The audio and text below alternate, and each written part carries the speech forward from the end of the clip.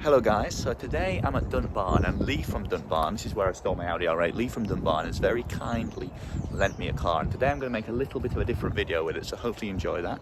Hopefully you watch the whole thing and let me know what you think.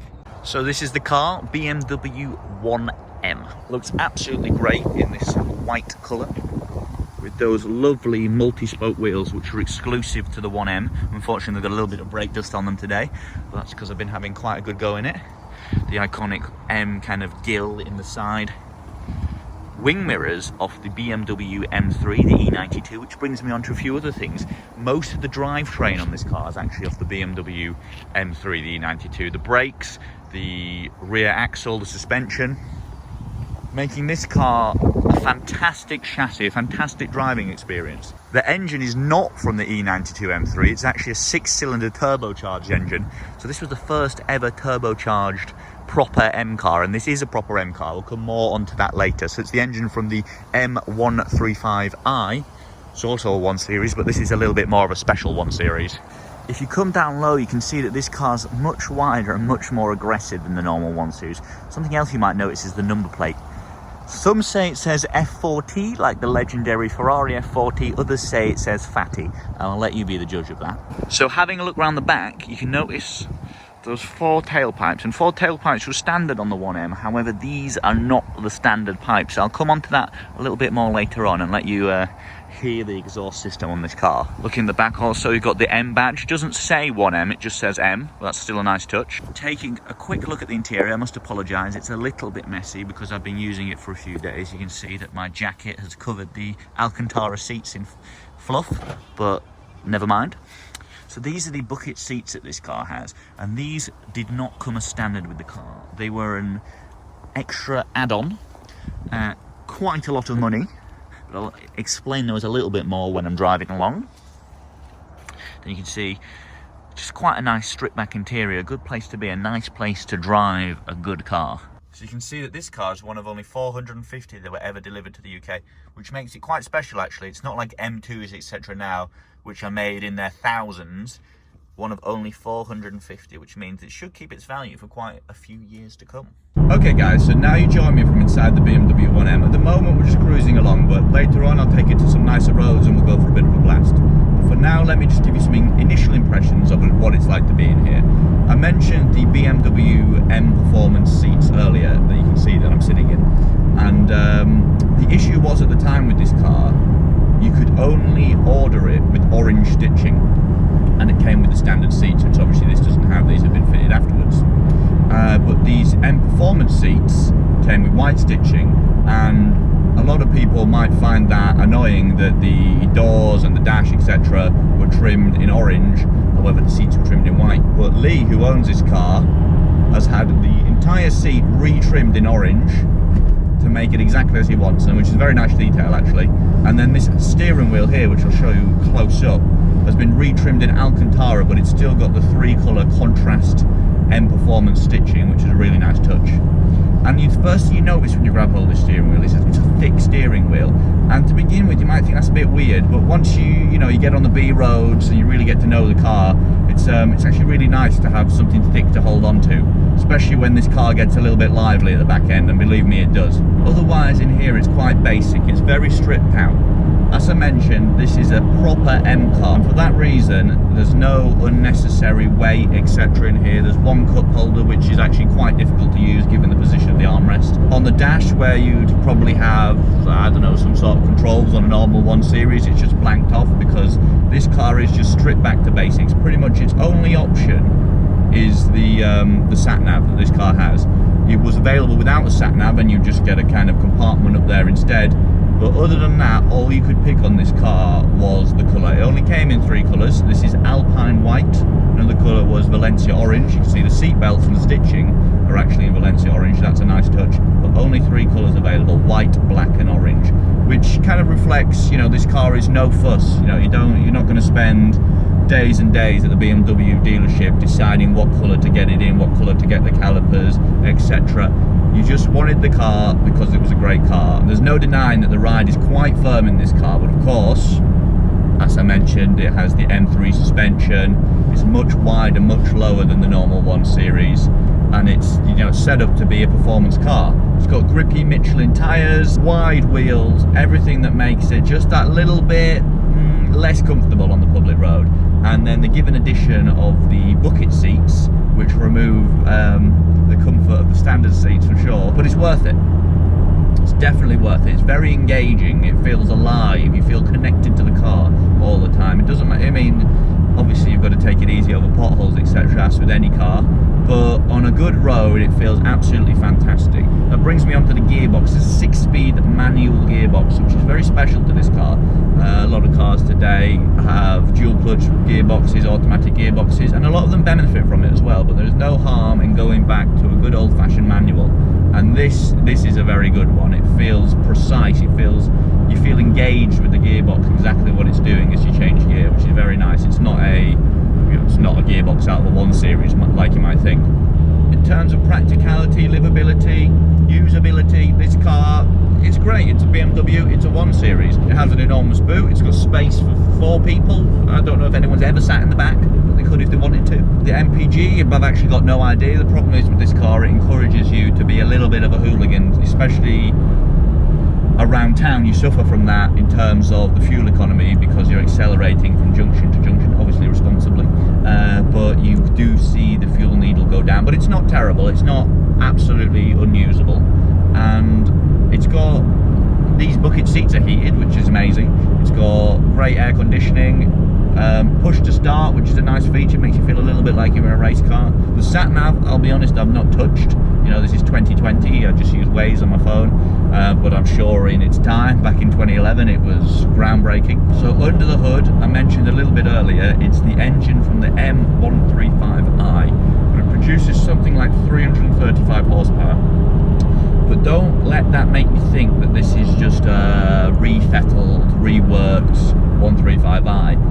Everything's been redesigned to make this a proper M car. It's called the 1M rather than the M1, and don't let that fool you into thinking that this is a kind of watered down, not quite M car, especially given the 6-cylinder engine, and especially given this was the first turbocharged M car as well. So the reason for that being was back in the 70s there was a legendary M1 race car, and then the supercar that followed it, which was a mid-engined supercar, race car, and I believe it actually started the M name, and everything's followed on from that, M3, M5, etc. So obviously they couldn't give it the M1 name. It's a fantastic car in its own right, it's a fantastic car full stop, but it's by no means a replacement for a mid-engined supercar. It feels a completely different place in the market. But you might have heard now, you might have noticed we're on a little bit more twisty road, so drop down a couple of gears and you'll start to notice what this car's about.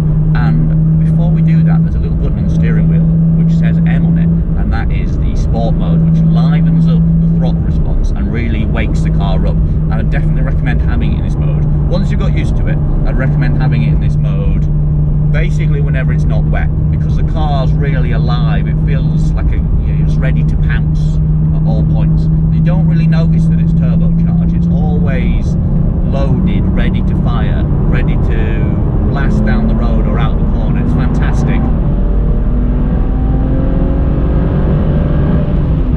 So hopefully you can hear behind me that exhaust system, and that is this car's party trick. This car has a full Akrapovic exhaust system, and it completely transforms it. The pops and the bangs and the roar from the back end is just sensational.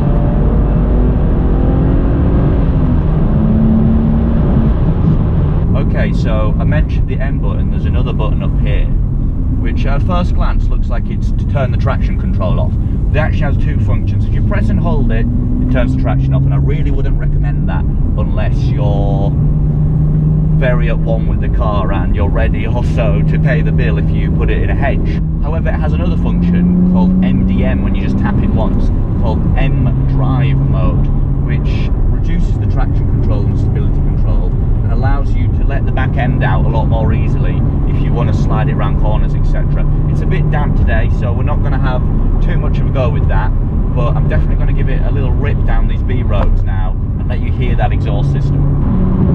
So the fantastic thing about this car is it always puts a smile on your face. Whenever you put your foot on the throttle and you hear the engine, you hear the exhaust, and you feel the surge of power, you cannot help but smile, which is A little bit of a downfall to this car because it means you want to accelerate all the time because it's so satisfying, which obviously means that you watch the fuel needle go down as you drive, but that's okay.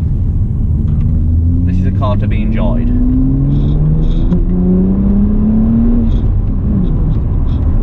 So we're on a bit more of the twisty stuff now. See if we can open the car up and feel it come alive.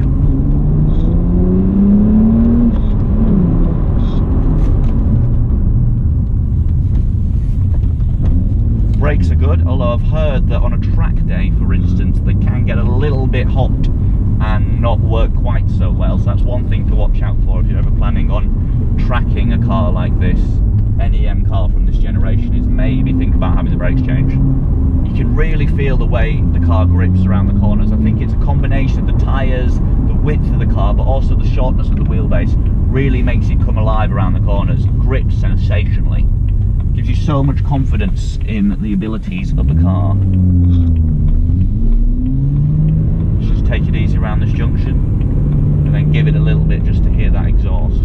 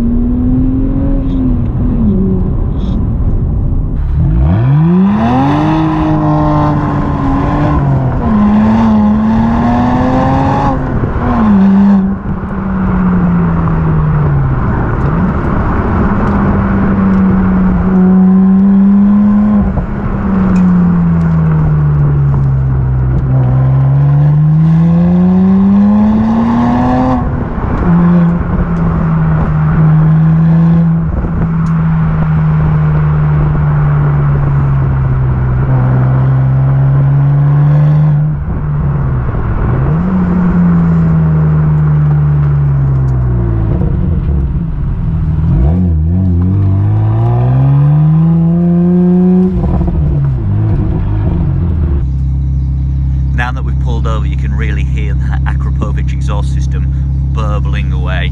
See carbon fibre tips on there as well. A great addition to have to the car, but unfortunately something like a £9,000-10,000 option. But I would say it's actually worth it. Really, really cool car. A lot of fun, especially with the noise that it makes.